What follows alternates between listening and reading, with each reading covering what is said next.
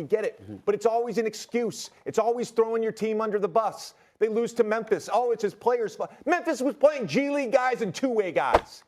And then you look at his quotes over the weekend. Now he wants to take credit for the James Harden trade to the Clippers working out. He wants credit for that. There's never accountability with that guy.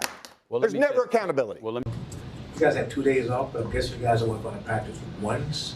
How do you improve on these things when you can't practice enough? Well, we practice them all the time. It's not, again, it goes back to what I said the other night. It's a matter of making the choice. And too often we have guys that don't want to make that choice. And it's pretty consistent who those guys are. Pre-game, you mentioned a stretch in March of last season where you thought maybe this was a little similar, or at least the feeling of it was similar.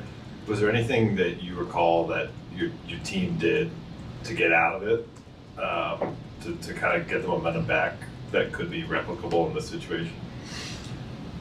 Yeah, I mean, I think every group is different, and the circumstances of trying to get out of it, I think, are different.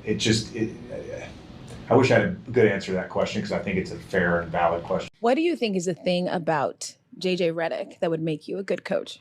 I don't necessarily think it's one thing. I feel like I know the game pretty well because of some coaches I played for, really specifically Coach K. He taught me about adaptability. And our game, the NBA, changes so fast year to year. Having the mindset of just being open to change. One of my greatest skills as a human being is my ability to communicate and communicate in an open and transparent way. I did that as a teammate. I think that's part of coaching. Not avoiding things and not avoiding confrontation. Locker rooms, team chemistry, it's a very fragile thing. We see it all the time in the NBA. I look at coaching as a way to help. It's like I had so many people help me in my career, and not just head coaches, but assistant coaches, player development people. And they have such a valuable place in my heart and in my life. And I'd love to be one of those people someday.